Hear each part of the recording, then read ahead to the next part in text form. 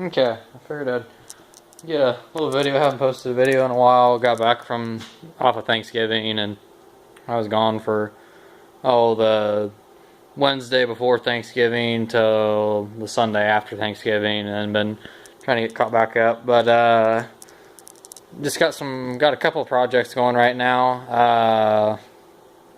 This is gonna be the first of a series of video of me redoing this 1983 ATC 110. I got this from a guy. I don't know why my camera's so blue. There it goes. Got this from a guy. Gave it to me. It had been sitting outside for about 4 years. Wasn't in terrible rough shape, as in being out in the weather. I mean, this thing was just sitting out in a junk pile in the field. So, I mean, it was out there. The only thing really major with it that it had is front fender's cracked up here. There's a chunk missing out of it. It's not cracked, but there's a chunk missing out of it. Some on the back fender, which is over there. Other than that, the only thing is the metal seat pan for the fender was completely rusted out. The exhaust, the muffler, which is up there, is rusted out. It'll need a new muffler. And then the rear end was seized up. And so what I did is I tore the rear end out, which was not easy. It took me about 3 days. Not working all day, but what happened was the brake was locked in it, and you can see the brake pads down there and the drum and the cover, and finally I got it apart with that crowbar, and here's the rear end, the housing. I've cleaned it up. I sanded it and painted it and cleaned all the inside.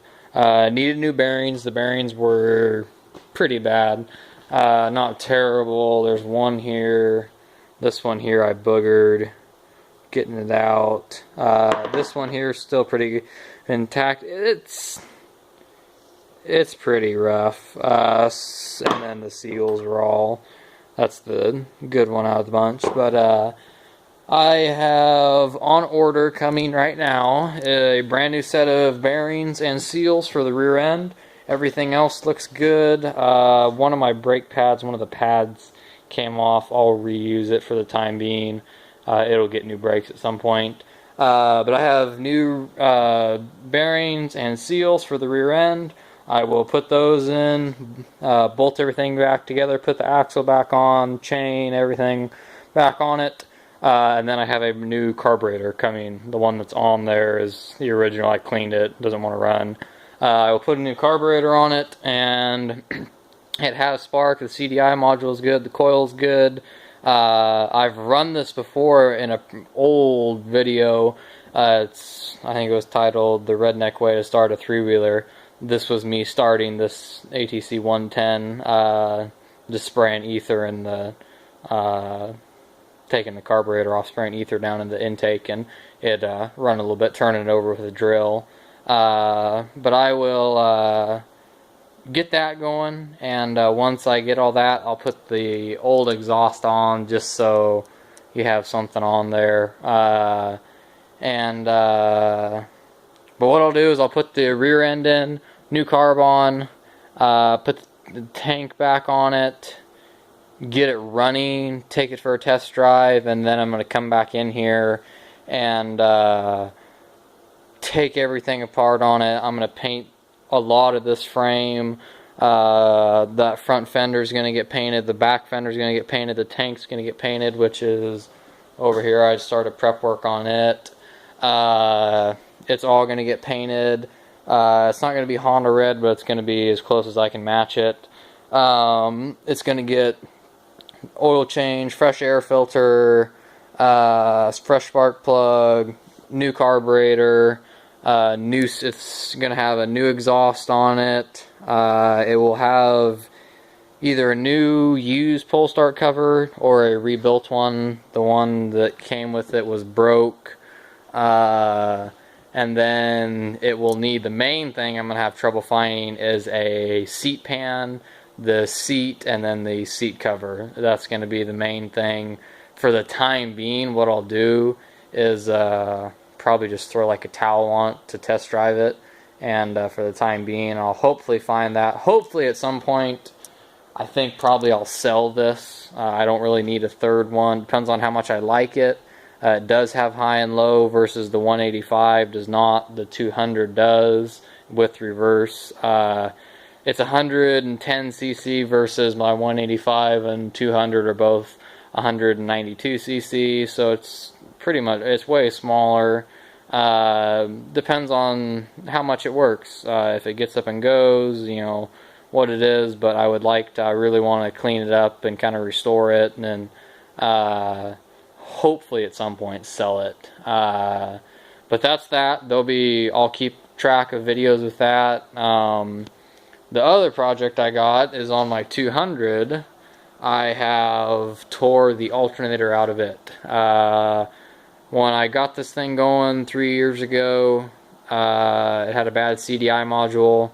I put a new CDI module in it, got it going, put a new battery, tuned it up, had brand new tires on it. As you can see, the fronts are getting a little worn down. Those are getting, I'm going to get a whole new set of tires, front and rear. They're not going to be the turf tires, they're going to be a different set. Probably sometime in January I'm going to hopefully get a set, for sure a new tire at least. But on this, the thing I had is I had my starter go out on it and ran it forever, just pull starting it. And so finally I went and paid 135 bucks, had my starter, or didn't have it rebuilt, got a new one, aftermarket, put it on, ran good for about 3 weeks, and then it started dying out on me. I thought, okay, my battery's bad. My battery's only a year old. I don't know how it'd go bad. Well, my battery was holding a charge. What it was is my alternator was going out. Because what it would do is if you put the battery in the three-wheeler and had it in there with the battery charger on it, the light would work, starter would work, everything. If you took it off and charged it real good, it'd run for, you could probably start it 15 times and then it'd just dim out. Same thing right now, the lights aren't as bright as they should be. And what that is, I don't have the alternator in here, it's in my house. There was probably a diode that went bad in it, so it's a 3 diode. One of them probably went bad, 2 were remaining because my battery has been holding at 9 volts since this happened. So it's charging because it's running the headlights and everything else. It's just not getting enough voltage to do the starter and everything like that. The 200, it will run. I could take the battery out and run it. It will run off the coil like this 185 and 110. It'll just run off a coil. The only thing for the battery is used for is the electric start and the headlight. And then the auxiliary. That's what that's used for. So I tore the alternator out of it. Just you take the side of the motor off, it's right there on the ground, it's sealed. I just did it, it was time for an oil change, so I just did it all together because I didn't want to change the oil and then 2 weeks later tear it out and lose a quart and a half of oil. So tore it all apart. Your starter gears will come out when you do it, so take note of how those go back in. I have it videotaped on this phone, on how they go back in, or how they came out, so how they'll go back in. I have that alternator I'm taking in tomorrow to a place to hopefully get them either to, they're going to see if they can rebuild it or what the deal is. I cannot find a new one online anywhere. I can find used ones that are either in working or non-working shape. So I'm going to take this one in and hopefully get it rebuilt and everything. So that will go in tomorrow. And tomorrow also I'm going to pick up some red paint and stuff and primer for this 110, start painting the tank and the fenders and clean those up. I have a carburetor and bearings and everything, like I said, coming for the 110 that should hopefully be here by this week. This thing, while it was in here, I took the racks off, front and rear. The toolbox is out because I was checking some wiring harnesses back behind there. Anyways, the toolbox, I drained the back rear end too, changed it, tightened up my tires, just that's doing some service to it. But I took my racks off, and my racks are sitting right here. Here's the front one, and I painted these with truck bed liner, spray-in truck liner bed. Did the front one and then the back one, and I forgot on the 200 there's this piece that goes in the middle of the back, so you can open, this piece will flip up and you can open your toolbox. I forgot I didn't have that, so I primed this one and painted this one. It's not going to be it's kind of wet still, so I don't want to get paint on me. It's not going to be perfect match, but when I have my box on the ground, which is over there, it will cover that up some. But so that's 110's in process. That's the battery of the 200. I was just charging it. The 110 is going to be a project. This should hopefully this will be done by next week. I'm going to take it in. Today's Thursday. I'll take it in. That'll give them Friday and Saturday to figure it out. Hopefully I can have it back by next week. I really want it put together because I need it, because it's the only thing I can tow a trailer or has a rack that I can move stuff with. I might go and put it back together without the alternator. You can run it and put the oil in it, just sacrifice having to drain that oil back out, because you can just hand start it. Hopefully this will be going by this week. And then another project is out here on the 185. Come out here. We I don't know, here maybe let me close this door down so you can see a little bit better. I was riding this the other day up Logging Road by us, and was up there, it was snowing. I had about 6 inches of snow, and what happened is I came around a corner, and I was in I was in third gear, so no one can say I was going fast. Came around a corner and started to slow down, and hit my back brakes and heard a big bang, and proceeded to have my back brakes fail. My front brake I hit, and of course it slid. I slid off a bank, a steep, very steep bank, probably a 30-degree bank. Went down over the edge. A tree saved it from going down about 200 feet. Landed right side up. Didn't break anything. That back fender was already tore. This was cracking it right here. Was here when we got it. Didn't break anything whatsoever.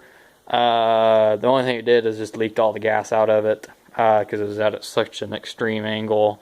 I had to walk 4 miles back down to my house and get my 200, take it back up and try to tow it out with that. It wouldn't come out because it was snowing, and just three-wheelers aren't going to pull a lot. And I didn't have a winch or anything, so my neighbor came up and pulled me out with his pickup. And it was about 10:30, or about, not 10:30, I don't know why I said that, about I think it was 7:30 by the time I got back. Of course it was dark out. The only thing it did was the front brake handle. It bent that down a little bit, just unscrew a couple of screws and straighten it back out, and then it just pushed the headlight down towards the ground. And I fixed that today. Didn't hurt anything. I ran out of gas, so I had a power saw with me. I poured some saw gas in to make it back down to my house, and drained the tank and everything, and put fresh gas in it, and runs fine now. Oil's fine. I just changed the oil in it the other day. And anyways, the reason my brakes failed is I pulled this closest tire, and my brake rotor blew up. It broke in half and proceeded to completely fail. So that was why I slid off the edge. So I have, and then plus my brake cable was frayed, I found out too, for my rear brakes. So I have 2 new brake rotors coming to put on there, or not rotors, but brake pads I should say. 2 new brake pads coming, and then a new brake cable. I will pull that tire off and pull the brake apart. It doesn't take very long. Put it back together and get it all adjusted, and then have rear brakes again to hopefully keep that from happening. I know I was trying everything, and had my front brake, you know, squeezed in, had my feet down, downshifted. I downshifted into first gear, and just would not stop, and it was just, you know, slick up there, and it's a three-wheeler, and you don't have any frontward stops, and just slid right off the edge. Thankfully, I didn't get hurt. I didn't have my helmet because my old one broke, and I was waiting for a new one, and so I didn't have. Thankfully, I didn't get hurt. Just had to walk a long ways down in the snow, but that was the first one I've ever wrecked. I tipped my grandpa's Kodiak over one time, Yamaha Kodiak, and tipped it outside. Didn't hurt anything either, and this is the first time I've tipped a three-wheeler over, or didn't even tip it over, just wrecked it. But I don't feel bad because they were logging up by us and where I was, and that day they wrecked a crummy and rolled the crummy, so I didn't feel bad about that. But the only thing this one needs is that I'm having trouble with the carburetor. Getting it dialed in. It does not like to start when it's cold, so I will buy a new carburetor for it and put a new carb in it at some point, probably here in the next month or so, because I've been having to actually go to get it started and tow it with my 200 and just pop it in gear. So I've been having some issues with that, but that thing came away unscathed. So that's another project, putting brakes in it. And like I said, that 110 will get new rear brakes, because that's all it has is rear brakes. It has no front brake. So it will get new rear brakes for sure. My 200, I thought about doing it. My front brakes aren't sealed. They could come out. They're squeaky. Then both the brakes squeak pretty good. It's more cosmetic. They stop fine, but the rear brakes on it are sealed, which wouldn't be a big deal. You just take the bolts out, pop the cover off, and just silicone it back on when you put the brakes on. You just drain the fluid again. It doesn't take much. Really doesn't take any 80-90.